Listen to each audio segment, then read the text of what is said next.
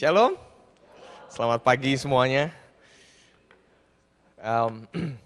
Saya senang sekali bisa berada kembali di tempat ini. Ini kali saya yang kedua, makanya tadi ditanya siapa yang baru pertama kali hadir, saya nggak resen, saudara.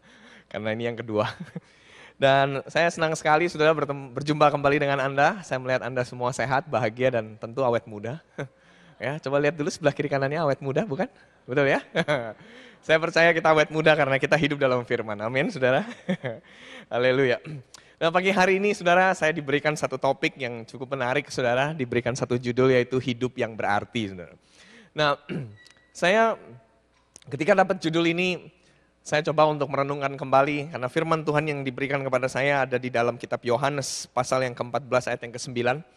Di situ dikatakan tinggal sesaat lagi dan dunia tidak akan melihat aku lagi, tetapi kamu melihat aku sebab aku hidup dan kamu pun akan hidup.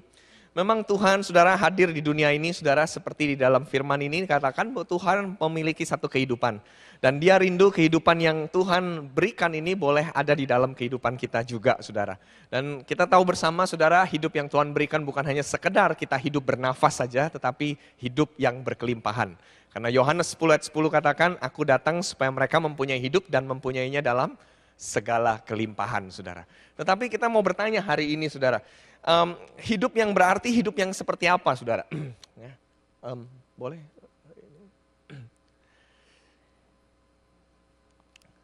Nggak, belum bisa. Kursornya boleh dipindah ke sini aja. Oke. Mungkin ada tim multimedia yang bisa bantu saya. Ya, oke. Diklik aja di situ. Yap, next.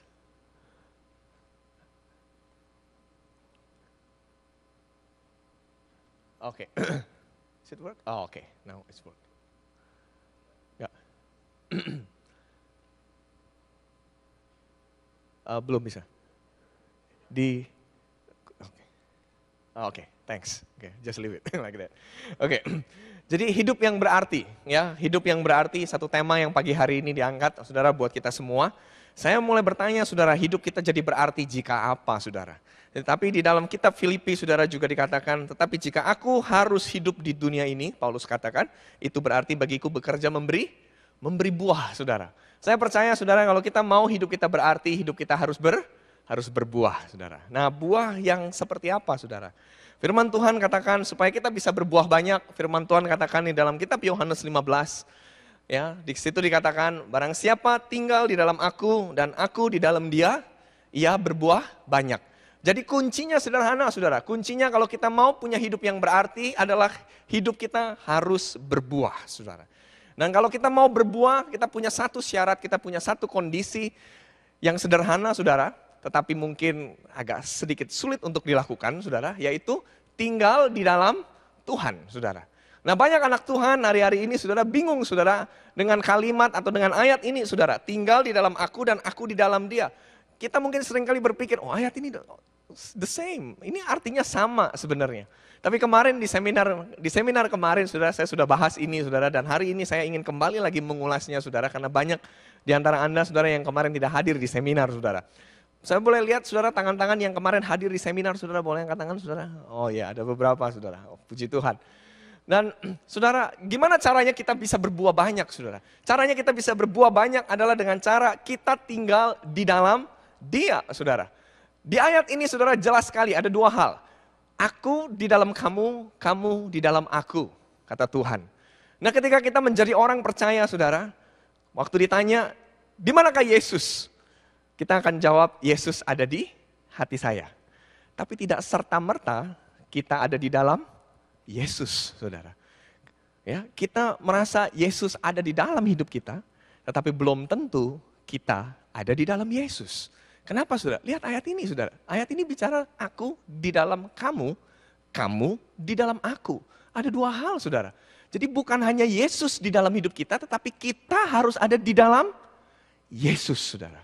Buat Anda yang datang seminar kemarin, ibadah pagi hari ini akan merepetisi Anda, semakin menguatkan buat diri Anda, saudara. Ini kemarin saya buat dalam sebuah ilustrasi yaitu handphone. Saya yakin everybody in here, you have your cell phone, right?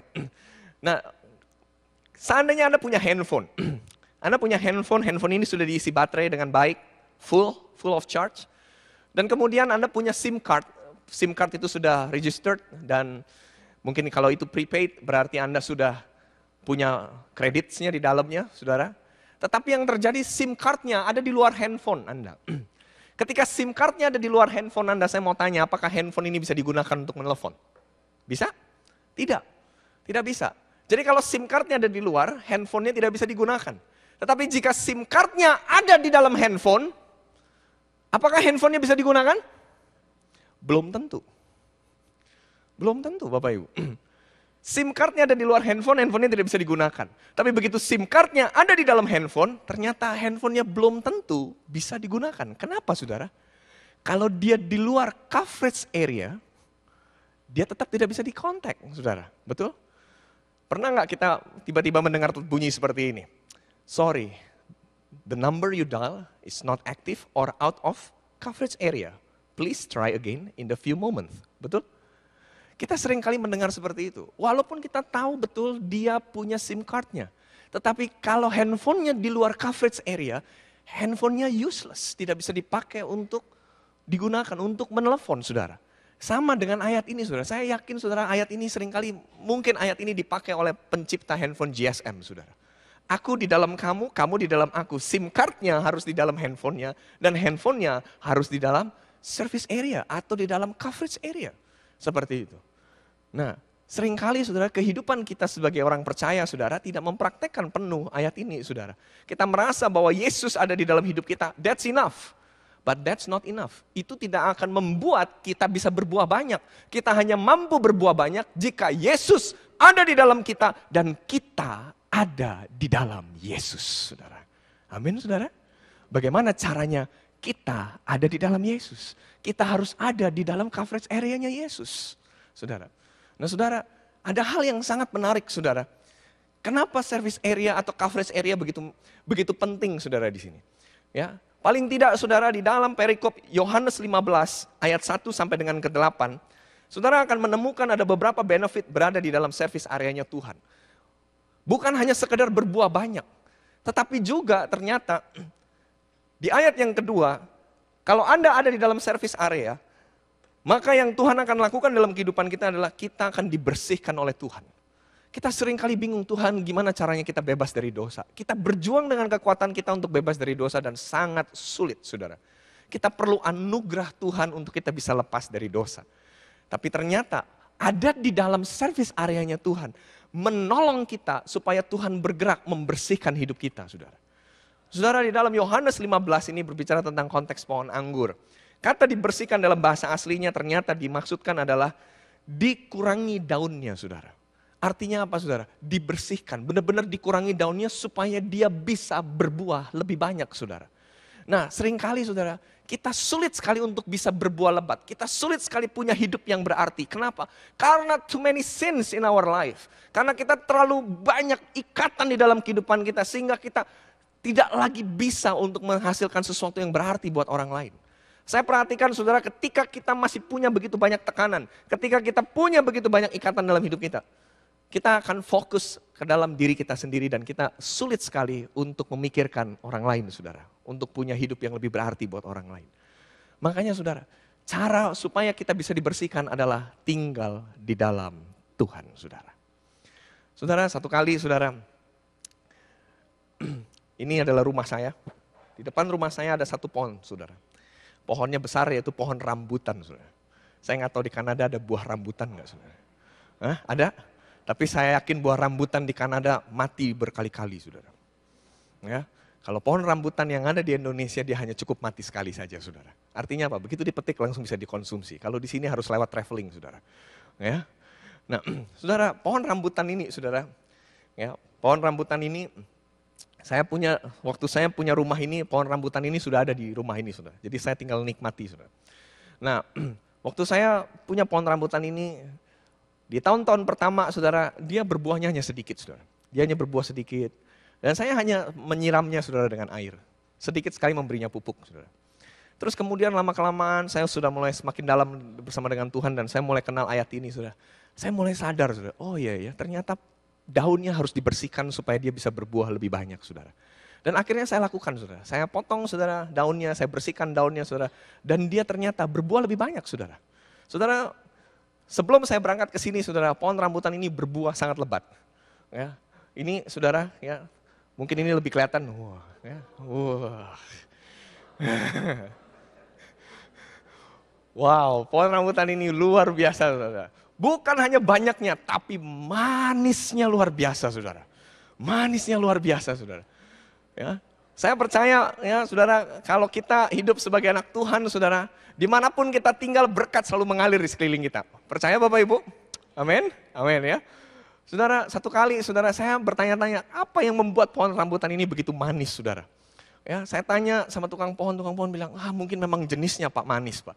Dan pohon rambutan yang saya punya ini jenisnya binjai rapiah, saudara. Ya, jadi very nice, saudara. Ya, coba bayangkan dulu Bapak Ibu. Ya, saya setiap kali cerita pohon rambutan ini Anda jadi tertarik. Aduh, kapan ya bisa ke Indonesia ya? Ya, kalau Anda mau datang ke Indonesia, datanglah bulan Desember, saudara. Ya, bulan Desember, Januari, saudara. Dan datang mampir ke rumah saya akan kirimkan rambutan buat Anda, saudara. Ya, beberapa hari sebelum saya berangkat ke sini, saya sedang panen pohon rambutan, saudara. Nggak banyak, saudara. Satu pohon saya panen ada sekitar 18 karung, saudara. Ya, itu nggak banyak, saudara. Ya, saya hanya punya satu pohon di rumah dan saya sangat enjoy, saudara, dengan 18 karung rambutan, saudara. Kadang-kadang saya habis makan malam atau makan siang, saya nggak perlu dessert, saudara, keluar dari kulkas, saya cukup jalan keluar, saudara, saya petik rambutan di luar dan saya makan di bawah pohon, saudara. Ya, benar-benar life so good, saudara. Ya. Tapi saya lagi berpikir, saudara, apa yang menyebabkan rambutan ini begitu manis, saudara? Saya mulai bertanya-tanya sama Tuhan dan saya ketemu jawabannya di dalam kitab Yeremia, saudara. Di kitab Yeremia dikatakan orang yang berjalan bersama dengan Tuhan, orang yang takut akan Tuhan, ia seperti pohon yang ditanam di tepi aliran air, saudara. Yang merambatkan akar-akarnya ke tepi batang air, kata Tuhan. Ya, saya lihat, apa benar pohon ini benar-benar merambatkan akarnya ke tepi batang air, saudara. Dan ternyata, luar biasa, saudara.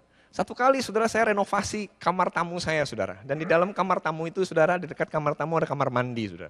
Kamar mandi saya, saudara, itu ada sedikit yang bocor, saudara, dan kemudian saya mencoba untuk memperbaikinya. Dan ternyata, saudara, pada waktu saya memperbaikinya terjadi sedikit accident, toiletnya pecah, saudara, kena palu, saudara. Dan akhirnya saya harus membeli toilet yang baru dan saya minta tukang untuk memasangnya, saudara, toilet itu.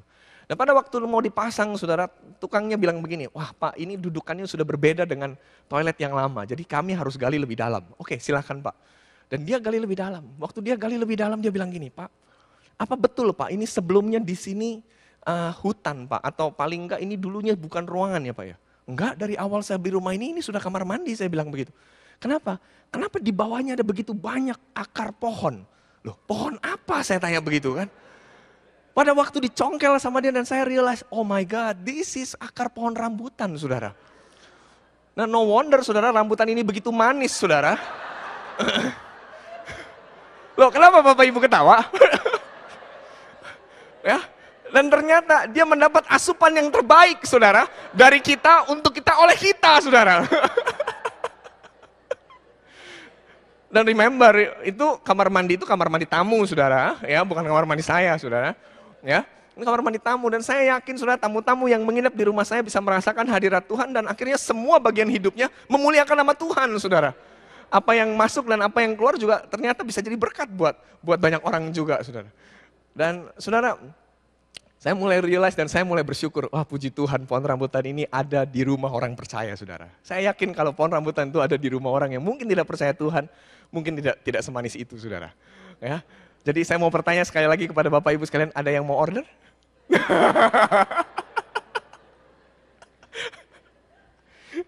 Tapi firman Tuhan bilang benar loh saudara, merambatkan akar-akarnya ke tepi batang air. Saya bingung kenapa pohon rambutan ini merambatkan akarnya ke dalam rumah saudara. Karena dia tahu di dalam rumah ada asupan air terbaik saudara. Karena di dalam rumah saudara kualitas airnya jauh lebih baik daripada air yang di luar saudara. Dan betul, dan memang pohon rambutan ini tiap tahun berbuah, lebat makin lama makin banyak buahnya saudara. Makin banyak buahnya. Saya yakin tahun depan dia akan berbuah jauh lebih lebat saudara. Kenapa? Karena pulang dari tempat ini saya harus bersihkan lagi daunnya saudara. Saya mau apply apa yang firman Tuhan katakan. Dibersihkan daunnya supaya bisa berbuah lebih banyak saudara. Pertanyaannya hari ini dalam kehidupan kita saudara. Apakah kita willing saudara untuk dibersihkan hidupnya supaya hidup kita lebih berarti, saudara. Kita sometimes, saudara, kita kepengen punya arti di dalam kehidupan kita, tapi kita nggak pernah mau dibersihkan oleh Tuhan, saudara. Izinkan Tuhan membersihkan hidup kita. Izinkan Tuhan mengoreksi hidup kita. Izinkan Tuhan dengan firman-Nya mengevaluasi hidup kita, saudara. Amin, saudara. Dan apa yang terjadi, saudara? Berikutnya, yang ketiga dan yang keempat. Apa benefit berada di dalam coverage area-nya Tuhan? Yang ketiga adalah mintalah. Di ayat yang ketujuh dikatakan, mintalah apa saja yang kamu kehendaki dan kamu akan menerimanya. Saudara, ketika kita ada di dalam Tuhan, maka kita punya kekuatan, saudara, untuk meminta sesuatu apa yang kita butuhkan dan kita akan menerimanya. Bukankah itu ajaib, saudara? Ada begitu banyak orang, saudara, hari ini sedang meminta kepada Tuhan tapi tidak menerima. Kenapa, saudara? Jangan-jangan dia sedang tidak berada di dalam service areanya Tuhan, saudara. Yang keempat, di firman Tuhan katakan di ayat yang ke-8, dan dengan demikian kamu adalah murid-muridku. Saudara, what so special become his disciples? Saudara, kalau kita dianggap seorang murid oleh Tuhan, artinya, saudara, apa? Kita akan menerima sebuah proses didikan senantiasa, saudara. Dan kalau kita dididik oleh Tuhan, itu adalah proses yang sangat menyenangkan, saudara. Nah, kita kemarin di seminar, saudara, saya sudah sempat ungkapkan, saudara, bahwa siapapun kita harus willing, saudara, untuk dididik oleh Tuhan. Dididik lewat kasih karunia-Nya Tuhan, saudara. Gimana caranya? Di dalam Titus 2, saudara, ternyata laki-laki yang tua ternyata juga harus dididik, saudara. Perempuan-perempuan yang tua juga harus dididik. Orang-orang muda juga harus dididik. Perempuan-perempuan muda juga harus dididik. Para hamba juga harus dididik. Di dalam Titus 2 jelas sekali, ternyata proses pendidikan gak bisa lepas dalam kehidupan kita. Kalau kita mau di-train, maka kita akan berbuah banyak, kita akan punya impact. Dan bukan hanya kita punya impact, hidup kita semakin strong, saudara, seperti itu. Saudara, satu kali, saudara, saya melayani di Semarang, saudara. Saya melayani di Semarang, saudara, ini sedikit berbeda, saudara, dengan pelayanan-pelayanan pada umumnya. Waktu saya melayani di sana, satu hari saya mesti melayani ibadah 5 kali, saudara. 3 di pagi hari dan 2 di siang dan sore hari, saudara. Nah, setelah 3 session, setelah 3 ibadah, saudara, di pagi hari, tibalah makan siang. Saya sering kali berpikir, saudara, oh ya, setelah melayani, saudara, biasanya hospitality-nya selalu kaitannya dengan makan, dengan meal time, saudara, seperti itu. Ya, rata-rata umumnya seperti itu. Tapi yang kali ini di Semarang sedikit berbeda, saudara. Waktu saya diajak makan, saudara, tahu apa yang terjadi, saudara? Waktu saya diajak makan, udah hampir selesai makan, hostnya ini, saudara, bertanya kepada saya, Pak, besok flightnya jam berapa? Siang, katanya. Bapak willing nggak kalau pagi kita exercise dulu? Saya bilang, maksudnya apa exercise? Ya kita olahraga dulu. Soalnya saya lihat banyak hamba Tuhan jatuh dalam sakit penyakit karena kurang exercise, kebanyakan makan, katanya. Saya pikir, oh ini benar sekali nih menurut saya ya, ini benar sekali. Oke, wah ini menarik, saya bilang. Oke, what kind of exercise? Terus dia tanya, Bapak bisa naik sepeda? Katanya. Wah ini kok kayak ngeledek, bisa naik sepeda apa enggak? Saya udah sebesar ini masa nggak bisa naik sepeda? Saya bilang, oh iya bisa, saya bilang. Oke, besok pagi saya akan jemput Bapak jam 5.15 pagi dan kita akan naik sepeda, katanya. Oh saya nggak bawa perlengkapan untuk bersepeda. Tenang aja Pak, dia keluarin kartu namanya dan ternyata saya tahu dia ternyata pemilik toko sepeda, saudara. Pantesan makanya dia tawarin bersepeda, saudara. Ya. Dan akhirnya saya setuju dengan challenge-nya dia dan saya akhirnya oke, deal, kita bersepeda.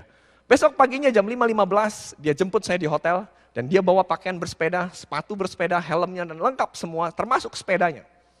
Dan dia bilang sama saya, Pak, Bapak boleh memilih. Saya bawa 2 sepeda, yang satu hitam, satu merah. Saya suka warna merah, saudara.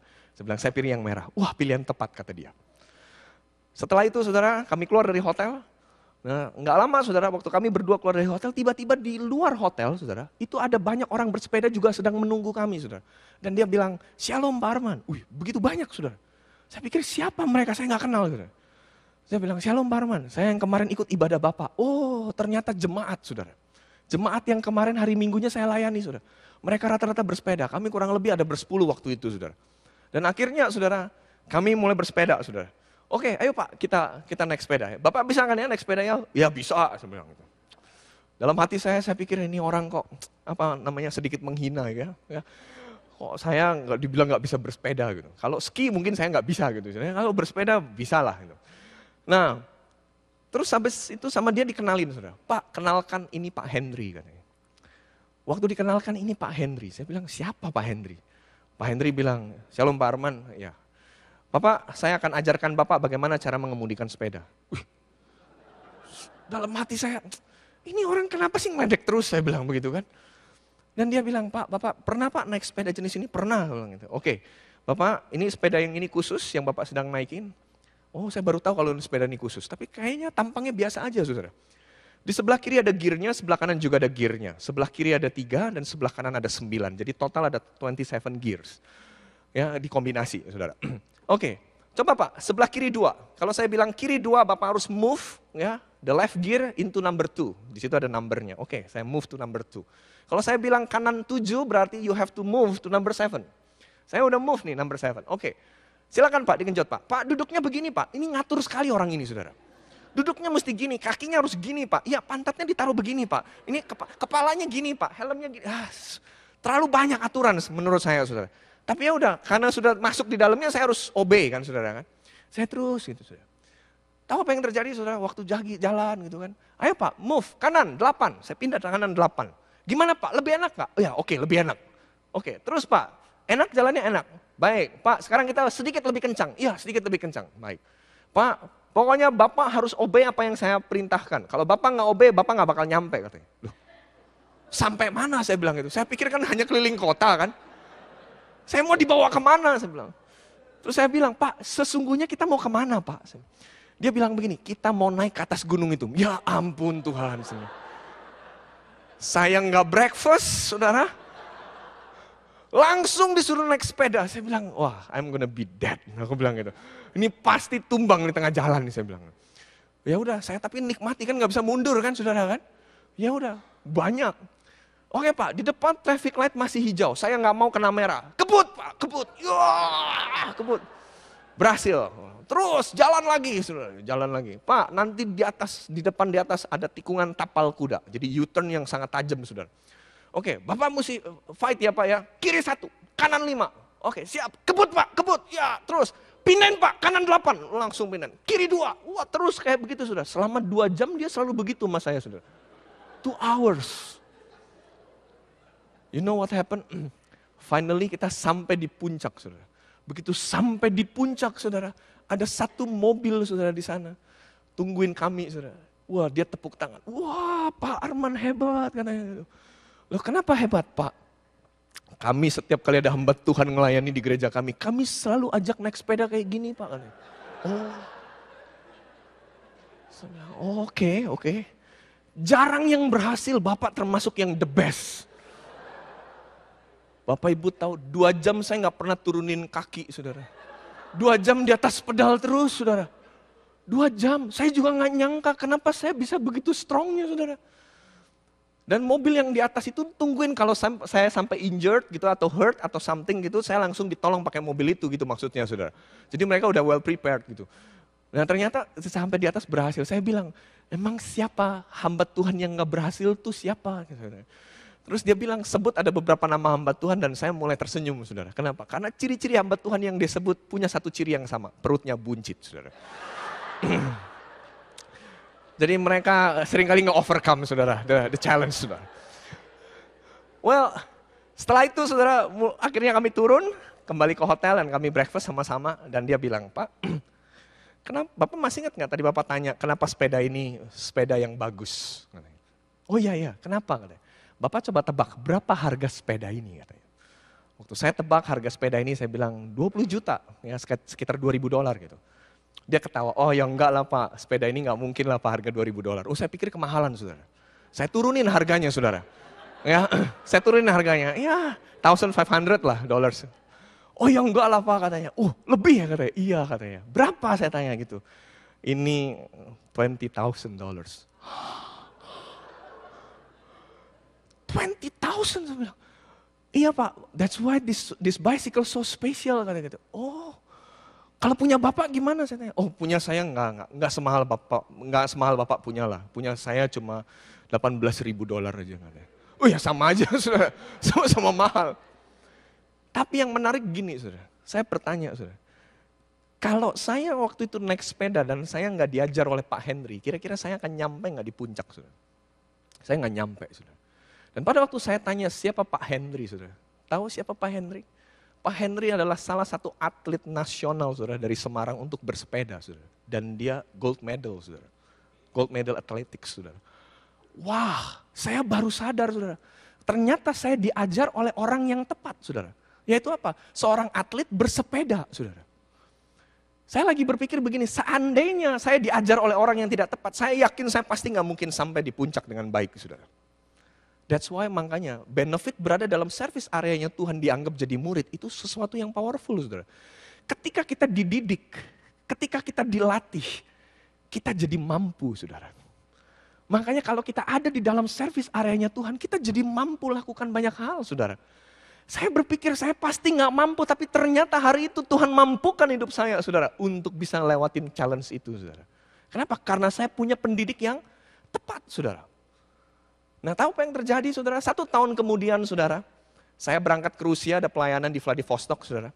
Waktu saya pelayanan di sana, saudara, waktu itu memang suhunya hampir sama seperti di Kanada hari ini, saudara, ya sekitar 0, ya +1, +2 gitu, saudara. Dan host yang tempat saya tinggal juga suka bersepeda. Dan saya jadi ingin merepetisi kembali memori saya tentang bersepeda. Saya bilang, Pak, bisa nggak Pak kita bersepeda sekeluarga Pak nanti setelah saya selesai pelayanan? Oh ya bisa, kita berangkat pagi ya katanya. Iya. Dan seperti biasa di dress up sama dia, saudara, karena suhunya dingin, saudara, jadi pakaiannya berbeda, saudara. Dan kemudian saya diberikan sepeda yang terbaik dari rumah itu, saudara, dari keluarga itu. Dan saya mulai bersepeda, saudara, pagi-pagi itu. Nah, pada waktu keluar dari rumah, saudara, saya berharap, saudara, host saya memberikan saya treatment yang sama, saudara, dengan Pak Henry ini, saudara. Mengajarkan saya kembali, kiri 2, kanan 8, dan seterusnya, saudara. Tapi begitu keluar dari rumah, hostnya bersama dengan anak-anaknya, saudara, langsung kabur tinggalin saya, saudara. Dia cuma bilang kita akan naik ke atas bukit itu gitu. Ya oke, saya udah lihat bukitnya, kita akan lewat jungle track, oke fine gitu. Tapi begitu keluar dari rumah dia hilang, hilang. Saya sendirian, saya lupa ukurannya, ini 2, 8, 5. Tahu apa yang terjadi? Saya berhenti berkali-kali, saudara. Dan akhirnya saya sampai di atas bukit, begitu sampai di atas bukit saya tumbang, saudara. Puak, saudara. Saya kecapean, saudara, dan kayaknya kehabisan oksigen, saudara. Dia tanya, Pastor Arman, are you okay? No, I'm not okay, aku bilang gitu. Enggak. Terus dia bilang, mukanya merah. Aku bilang, that's fine, as long as not green. Or blue, saya bilang gitu. Ya, merah masih mending daripada biru, saudara. Dan hari itu saya ditolong sama dia dan akhirnya selamat juga akhirnya ya. Dan dia mulai bertanya, kenapa saya pikir Anda bisa naik sepeda? Loh ya memang saya bisa naik sepeda, tapi saya lupa hitungannya gimana kiri 2, kanan 8 dan seterusnya saya nggak tahu. Oh, dia baru tahu. Saudara. Hari itu saya belajar 2 hal. Pertama, ketika saya dididik oleh orang yang tepat saya berhasil. Tetapi ketika saya tidak membuka hidup saya, saudara, untuk senantiasa berlatih selama 1 tahun itu, saya nggak akan mampu untuk mendapatkan atau melewati challenge yang sama mungkin, saudara. Saya nggak mampu, kenapa? Saya nggak berlatih. Apa spesialnya jadi murid Tuhan, saudara? Spesialnya jadi murid Tuhan adalah dilatih, saudara. Makanya, saudara, kalau Anda mau hidup berarti, saudara, Anda harus jalani prinsip yang terakhir ini, saudara. Yaitu apa, saudara? Hiduplah untuk mau dilatih sebagai murid, saudara. Mau untuk terus dibimbing, mau terus untuk di-train, saudara. Sama siapapun, saudara. Kita nggak peduli, jangan merasa bahwa umur saya sudah cukup senior, saya nggak perlu di-train. No, firman Tuhan katakan laki-laki yang tua, perempuan-perempuan yang tua tetap harus dilatih sesuatu oleh firman Tuhan, saudara. Amin, saudara. Jadi kita jangan berpikir bahwa kita sudah cukup senior, kita mungkin gak bisa lagi hidup berarti. Enggak, no, bukan seperti itu, saudara. Kita bisa, saudara, lakukan sesuatu yang berarti, saudara. Amin, saudara. Nah, lalu saudara, apa efeknya, saudara, kalau kita di luar service area, saudara? Saudara, kalau kita pikir, sudahlah Pak, kita gak usah ada di dalam service area. Saudara, even kalau kita di luar service area, hasil yang terjadi dalam kehidupan kita even worse. Di situ dikatakan tidak berbuah. Kalau kita di luar service area, justru kita tidak akan berbuah. Apalagi saudara, kita di luar service area atau coverage area, di ayat 2, 4, dan 6 dikatakan, dipotong, dibuang, menjadi kering, dicampakkan, dan dibakar. Ini berbicara tentang apa? Kekeringan rohani. Orang yang tidak ada di dalam coverage area-nya Tuhan, tidak tinggal di dalam Tuhan, dia akan sangat mudah mengalami kekeringan rohani, saudara. Yang ketiga, ayat yang ke-5b, tidak akan menerima apa yang diminta. Karena Anda berada di luar service area, maka Anda akan sering sekali salah meminta. Dan ketika salah meminta, Anda nggak akan pernah mendapatkan, saudara. Yang terakhir, saudara, ayat yang ke-7. Tidak dapat berbuat apa-apa. Kalau Anda di luar service area Tuhan, Anda tidak bisa berbuat apa-apa. Atau dengan kata lain, hidup kita jadi useless, saudara. So yang terakhir, gimana caranya kita bisa berada di dalam service areanya Tuhan? Yohanes 15 ayat yang 10 katakan apa? Jikalau kamu menuruti perintahku, kamu akan tinggal di dalam kasihku. Kalau kamu tinggal di dalam kasihku. Syaratnya apa, saudara? Syaratnya jikalau kita menuruti perintah. Obedience, kalau kita taat sama perintah, kita akan tinggal di dalam kasihnya.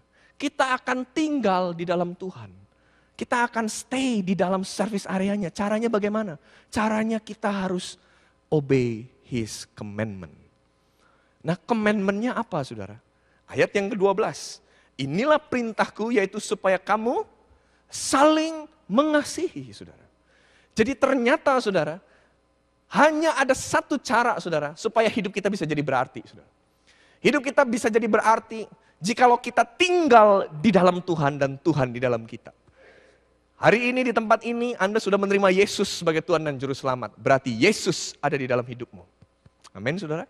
Tetapi pertanyaannya, apakah kita automatically sudah tinggal di dalam Tuhan? Belum tentu, saudara. Kita harus obey His word, baru kita stay di dalam Tuhan, saudara. Baru kita tinggal di dalam Tuhan. Dan bagaimana caranya kita tinggal di dalam Tuhan? Kita harus taat sama perintahnya. Dan perintahnya adalah saling mengasihi, saudara. Amin, saudara. Kemarin di seminar yang kemarin, bagaimana cara kita mengasihi? Seperti apa standar mengasihi, saudara? Bagaimana caranya, saudara? Ternyata di ayat yang ke-13 diberikan sebuah jawaban, saudara. Mungkin jawaban ini sedikit kurang enak buat kita, saudara. Ayat yang ke-13.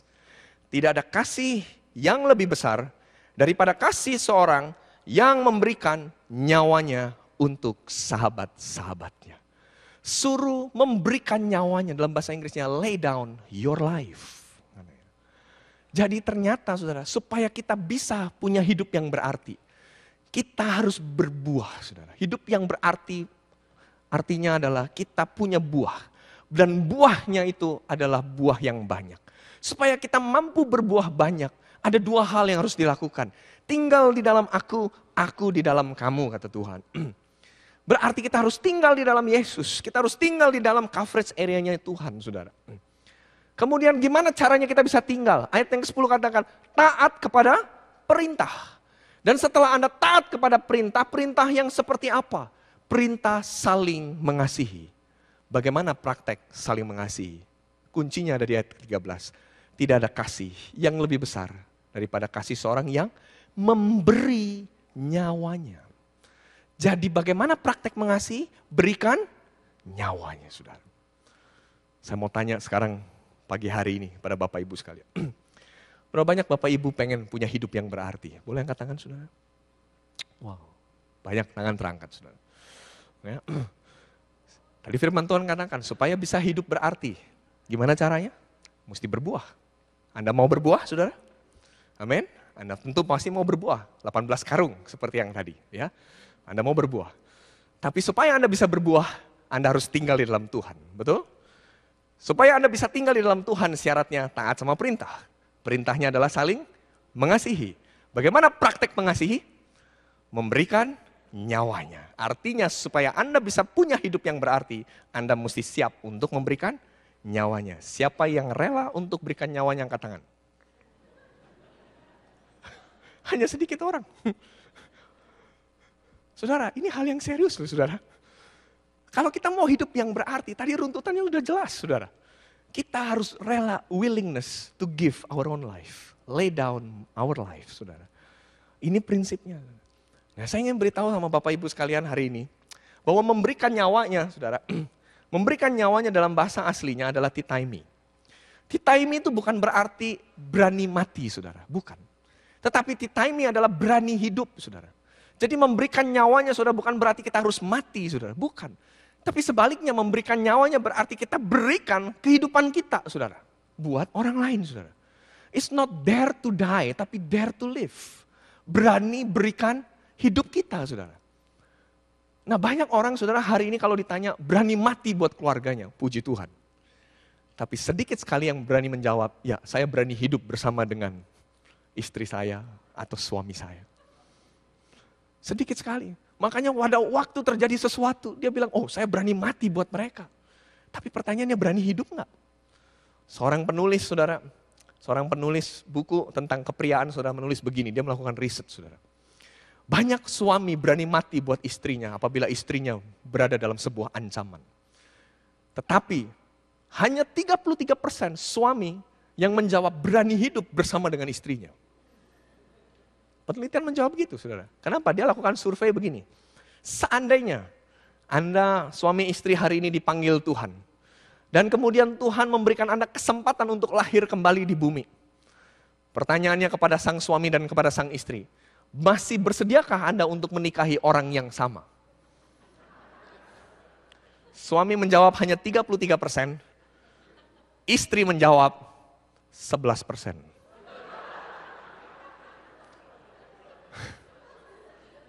Ini tandanya tidak berani hidup, saudara.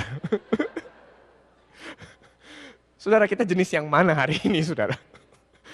Ya, padahal firman Tuhan katakan apa? Bukan berani mati, saudara, tapi berani hidup, saudara. Memberikan nyawanya, saudara. Nah, saya mau tutup, saudara, dengan kesaksian tentang papa saya, saudara. Saya berharap saudara bisa cukup jelas melihat, saudara. Ini papa saya, saudara, dirawat di rumah sakit di China, saudara. Dia mengidap kanker pankreas, saudara, cukup kronis, saudara. Di Indonesia, saudara, kalau kanker, saya yakin juga di Kanada kalau dites, indikator kanker untuk pankreas itu adalah CA99, saudara, ya, CA199. Nah, orang normal, saudara, CA199-nya harusnya di bawah 4. Tetapi di bulan Desember 2008, saudara, CA199 papa saya, saudara, itu nilainya 20, saudara. Jadi sudah berkali lipat, saudara. Dan ketika kami sudah ambil keputusan, kami ambil waktu 1 bulan untuk berani ambil keputusan apakah dia akan dirawat di Indonesia atau berangkat ke China, saudara. Dan ternyata membutuhkan waktu lebih kurang 1 bulan. Dan Februari akhirnya kami berangkat ke China. Sampai di China dites kembali, saudara, ternyata CA19 papa saya 200, saudara. Jadi dokter mengatakan stadiumnya masih awal, tetapi kondisi kansernya sendiri, saudara, itu adalah kanser yang sangat ganas. Jadi dia akan sangat cepat. Dan dokter predik, saudara, less than 6 months, he will die. Nah akhirnya dokter ambil keputusan untuk segera dioperate, di surgery, saudara, dan akhirnya papa saya dioperasi. Dan saudara, pada waktu papa saya dioperasi, saudara, hasilnya membaik, saudara. Ya. Dan akhirnya papa saya bisa hidup lebih dari 6 bulan dari apa yang diprediksi oleh dokter, saudara. Nah saudara, yang menarik adalah, saudara, bukan surgery atau masa-masa di mana papa saya mengalami sakit penyakitnya. Saya hari ini sedang tidak ingin menceritakan tentang sakit penyakit papa saya, saudara. Tapi yang saya ingin ceritakan, saudara, adalah masa-masa hidupnya dia, saudara, ketika dia sakit, saudara. Saudara, pada waktu dia sakit, saudara, dia ngalamin sakit, saudara. Dan ketika sakitnya sudah semakin bertambah parah, saudara bisa lihat hasil scan di sini, saudara. Aduh, ini nggak terlalu kelihatan ya LCD-nya. Saudara, ini yang foto yang di sebelah kiri, saudara. Itu kansernya, saudara, itu kelihatan sekali masih kecil, saudara. Tetapi, saudara, begitu setelah 1,5 tahun kemudian, kansernya sudah menyebar di semua dada sebelah kiri. Saudara bisa lihat dari hasil foto ini, saudara. Dan ketika kondisi ini terjadi, saudara, CA199-nya itu 400.000, saudara. 400.000. Jadi bukan 400, tapi 400.000, saudara. 1,5 tahun.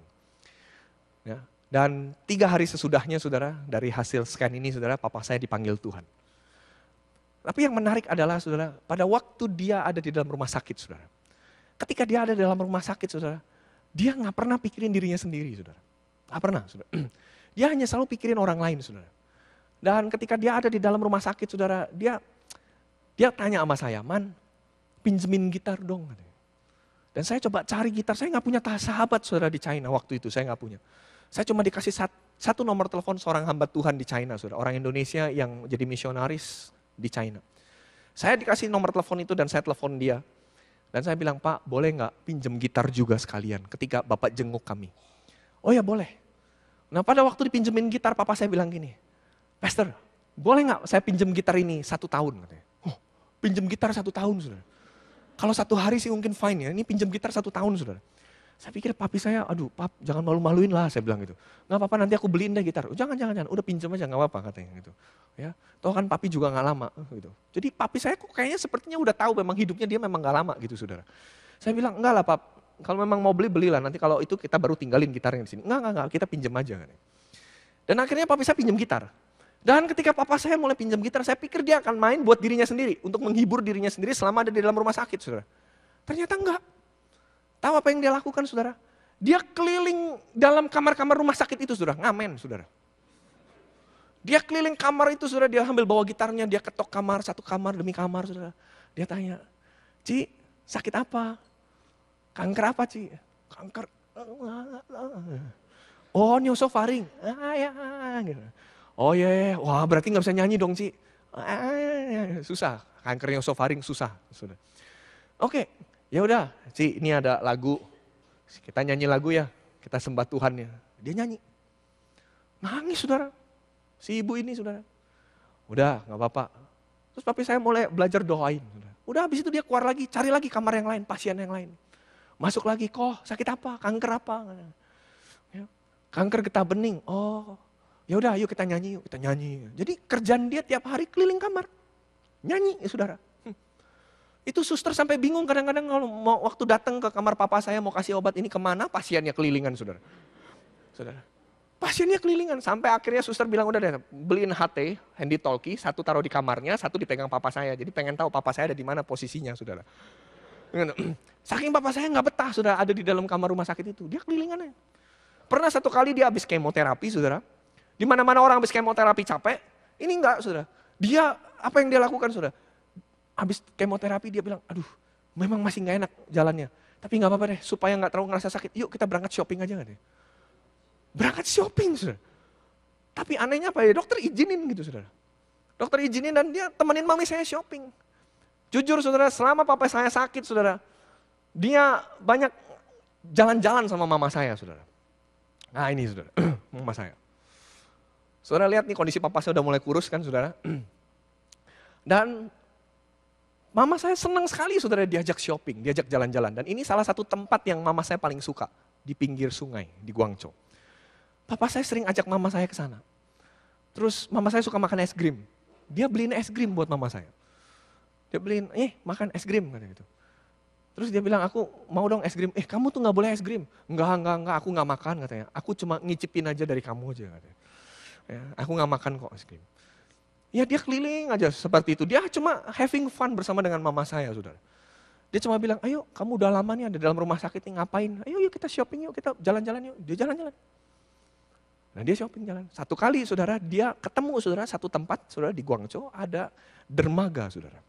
Dan di dermaga itu ada kapal yang cukup besar saudara untuk keliling sungai di Guangzhou itu kurang lebih 1 jam saudara. Ya bayar berapa renminbi begitu saudara untuk naik kapal itu. Dan dia ajak mama saya naik kapal itu saudara. Wah romantis sekali saudara. Mereka pergi berdua aja saudara. Mereka hanya pergi berdua aja. Dan mereka lakukan itu. Udah. Mereka gak bisa berbahasa Mandarin dan bahasa Mandarinnya tabrak lari aja saudara. Yang penting pokoknya bisa nikmati udah gitu aja. Kalau cari restoran yang ada gambarnya. Jadi dia tinggal tunjuk saudara. Ya kan. Ya, yang dia tahu cuma metan doang saudara. Minta kwitansinya saudara untuk bayar. Itu aja saudara. Tapi dia kelilingan begitu fun gitu. Nah pada waktu di atas kapal dia foto-foto, dan selesai foto saudara, dia cetak. Sampai di rumah sakit, teman-teman sering kali datang kan, kunjungin ke kamarnya dia, lihat foto. Om tante ini di mana? Oh ini di sungai Guangzhou, bagus ya kayak gini ya. Aduh sayang mama nggak bisa sih katanya. Loh kenapa nggak bisa? Bisa aja kok. Ayo jangan cuma ada di dalam rumah sakit, keluar lihat. Di luar itu begitu bagus, begitu enak. Ngapain datang ke Guangzhou hanya untuk sakit? Datang ke Guangzhou mesti enjoy katanya. Padahal papa saya kondisinya juga udah parah saudara. Tapi saudara akhirnya orang-orang Indonesia di sana saudara. Yang ada dalam rumah sakit itu mulai tertarik saudara. Ya udah yuk kapan kita pergi yuk. Ya tapi minta izin dulu. Iya. Akhirnya kekumpul 12 pasien saudara. Begitu kekumpul 12 pasien saudara di sana saudara. Pasien Indonesia dan Filipina saudara. Akhirnya sama papa saya diajak pergi ke tengah kota, saudara. Bingung kan mau naik apa? Mereka pasien-pasien naik bus, saudara. Pasien-pasien naik bus, saudara. Udah, dan akhirnya mereka fun. Dan ada satu pasien memang lama sekali, jalannya pelan sekali. Nggak apa-apa, ditemenin sama papa saya, saudara. Terus, sampai akhirnya naik kapal, saudara. Wih, mereka seneng di atas kapal, mereka having fun, saudara. Pulang sampai di rumah sakit, udah tengah malam, saudara. Suster kepala bingung, panik, pasien 12, 13 hilang semua. Nggak ada, saudara. Dan begitu sampai papa saya dimarahin sama suster kepalanya, saudara. Dia bilang, Pak Haryanto, Anda nggak bisa nih kayak begini. Anda kalau pergi mesti minta izin. Loh kan saya minta izin, tapi yang 12 nggak minta izin. Loh saya udah bilang sama mereka, kalau mau keluar mesti izin. Mereka nggak bilang ya, oh bukan salah saya dong katanya. Tapi suster kepala bilang, udah deh gini deh, besok pagi deh kita urus lagi. Ya udah memang suster, besok pagi aja saya udah capek, mau tidur. Besok pagi suster kepala datang lagi. Dan dia bilang gini, Pak, next time kalau memang mau pergi gini bilang sama kami katanya. Ya suster, maaf suster. Bilang sama kami, itu nggak bisa main keluar begitu aja, apalagi sampai tengah malam. Pasien kasihan sampai tengah malam, dingin cuacanya. Ya masalahnya kemarin ini saya cuma tunjukin foto, mereka tertarik. Dan ketika mereka tertarik, mereka pengen ikut. Ya bukan salah saya dong katanya. Ya sih memang bukan salah Anda. Tapi gini saya mau kasih tahu, Pak, next time tolong kasih tahu kami. Kenapa? Karena pagi hari ini waktu saya cek 12 pasien yang Bapak ajak semalam, tensinya bagus semua hari ini. Wih, papi saya makin ingat, saudara, ingat firman. Hati yang gembira adalah obat. Dan dia bilang itu sama suster, hati yang gembira adalah obat. Obat di sini nggak ada apa-apanya, tapi hati yang gembira obat. Dan gembiranya di mana? Di luar rumah sakit. Dan papa saya mulai bilang, suster, bener nih suster, kalau kami mau jalan-jalan lagi boleh? Boleh katanya, boleh. Kasih tahu ke kami ya. Supaya apa katanya? Supaya kami bisa siapin kendaraan supaya kalian bisa jalan katanya. Wah, ajaib kan? Wah, langsung papi saya cerita sama yang 12 itu, kita kalau mau pergi lagi tinggal ngomong, rumah sakit siapin kendaraan jadi kita nggak usah naik bis. Wah, puji Tuhan. Ya udah Pak, minggu depan kita shopping. Dan ngomong sama suster kepalanya, suster next week kita mau shopping di Beijing Lu namanya. Ya, tahu apa yang terjadi, saudara? Rumah sakit siapin 2 ambulans, saudara. Rumah sakit siapin 2 ambulans, masuklah pasien-pasien itu, saudara. Dan ketika mereka udah masuk dalam ambulans, saudara, sampailah di shopping mall yang turun penyakitan semua, saudara. Di shopping mall ada parkir ambulans, saudara. Untuk pasien, saudara. Wow, amazing, saudara. Dan mereka fun sekali, luar biasa, saudara. Saudara, yang saya lihat begini, saudara. Papa saya hampir gak pernah mikirin dirinya sendiri. Dia belajar untuk satisfy my mom, gitu, seperti itu. Tahu saudara, ketika dia hari-harinya sudah mulai dekat, saudara, dia bilang gini. Dia bilang sama mami saya, dia minta maaf. Dia bilang, dia panggil mesra mami saya tuh Poppy. Ya. Dia bilang, Pop, aku minta maaf ya, aku gak bisa tinggalin apa-apa buat kamu nanti kalau aku dipanggil Tuhan. Mami saya bilang begini, jangan gitu Pap. Buat aku udah bahagia kok, aku menikah sama kamu dan aku bisa melayani kamu sampai dengan detik ini. Sekiranya Tuhan panggil kamu, aku udah siap, aku udah rela.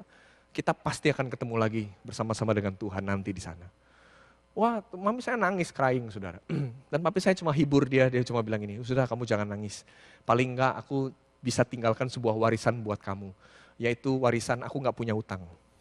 Jadi jangan sampai ada orang nagih utang sama kamu karena aku gak punya utang. Ya, aku gak punya hutang katanya. Masih bisa bercanda, saudara. Besoknya he pass away loh. Besoknya he pass away. Seperti itu.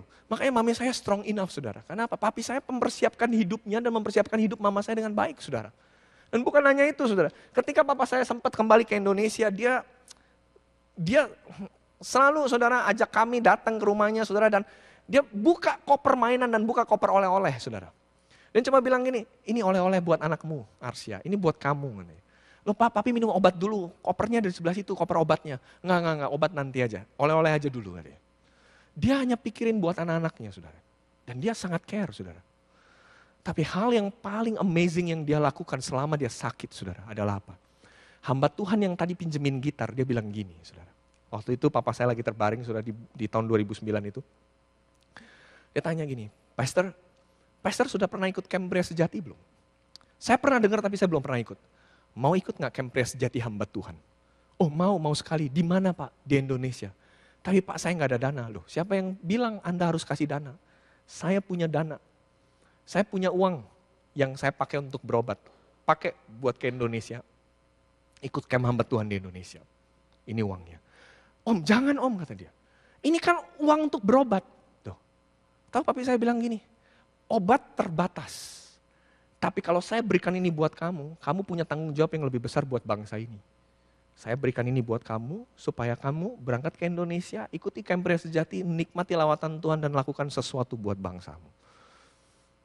Dan akhirnya uang itu diterima dan dia ke Indonesia. Saudara, papi saya bilang, uang untuk obatnya gak terlalu penting. Tapi yang penting adalah bisa invest buat orang lain, saudara. Tapi tahu apa yang terjadi, saudara? Hamba Tuhan ini datang ke Indonesia ikut camp. Setelah itu, saudara, sekian bulan berikutnya, saudara, hamba Tuhan ini sudah buat Camp Pria Sejati di China, saudara.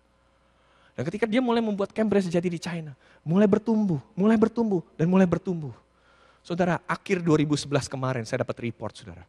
1.000 orang di China, pria-pria, sudah ikut Camp Pria Sejati, saudara. Saudara, hampir setiap tahun lebih dari 10 kali Camp Pria Sejati dilakukan di China, saudara. Sekarang, saudara. Saudara, dan akhirnya kegerakan ini bisa masuk dalam China. Tahun lalu, saudara, ada seorang partai komunis, saudara. Salah seorang anggota Dewan Partai Komunis, saudara. Datang ke camp ini, kami pikir, aduh gawat deh, sudah habis ini udah pasti problem deh.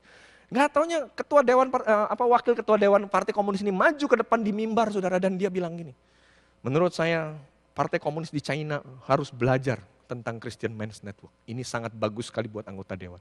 Tahun depan kita bikin khusus untuk anggota Dewan Parlemen aja katanya. Bayangin saudara, kita nggak nyangka saudara. Kita pikirnya buat camp di China susah saudara. Tapi Tuhan kasih hikmat. Kita setiap kali bikin camp jauh saudara, selalu saudara polisi kepengen grebek kita saudara. Tetapi Tuhan kasih hikmat, bikinlah sebelah kantor polisi sekalian supaya nggak digrebek. Dan ternyata benar saudara, membuatnya di sebelah kantor polisi malah nggak diperiksa saudara sama polisi saudara. Malah beneran kagak diperiksa, akhirnya kita setiap kali bikin camp sebelahnya kantor polisi saudara. Ya, sampai semua orang bingung, bener nih yakin di sini? Ya bener yakin, dia nggak mungkin periksa yang sebelahnya, polisi nggak bakal duga katanya. Dan akhirnya itu dilakukannya, saudara. Dan akhirnya berkembang dengan dahsyat, saudara. Satu hal yang saya ingin beritahu hari ini begini, saudara. Kalau hidup kita mau berarti, saudara, apa yang harus kita lakukan, saudara? Giving your life, saudara. Dan ketika papa saya, saudara, dia berikan hidupnya dia, saudara. Saya bisa melihat ada begitu banyak buah yang dia hasilkan, saudara. Dan ketika saya mulai melihat, saya datang lagi ke China dan saya melihat ada pria-pria di China. Saya bisa melihat ada buah yang lebat di sana, saudara. Kenapa, saudara? Karena ada seorang pria, saudara, mau memberikan hidupnya, saudara. Masa-masa hidupnya dia, saudara, untuk terus memberkati, saudara. Dan saya yakin hari ini, saudara, tidak terbatas usia kita berapa. Tuhan masih bisa pakai hidup Anda, saudara, untuk punya arti buat orang lain, saudara. Amin, saudara. Tapi syaratnya sederhana, berikan hidupmu, saudara. Berikan hidupmu buat orang lain, saudara. Itu yang akan memberikan engkau kekuatan. Saya mulai menyadari, saudara, kenapa papa saya bisa bertahan sampai 1,5 tahun. Saya yakin bukan karena obat. Tetapi karena apa yang dia lakukan, itu untuk memberkati orang lain. Tuhan kasih dia kesempatan lebih panjang, saudara. Untuk dia melakukan sesuatu di dalam kehidupannya, saudara. Saya percaya, saudara, siang hari ini, saudara, ketika menerima firman ini, saudara semakin jelas dan semakin mengerti. Hidup yang berarti adalah hidup yang memberikan buah. Dan buahnya itu tetap, buahnya itu banyak. Caranya dengan taat sama perintah, belajar untuk saling mengasihi. Dengan cara memberikan hidup kita buat orang lain, saudara. Mari kita bangkit berdiri, kita akan tutup, saudara.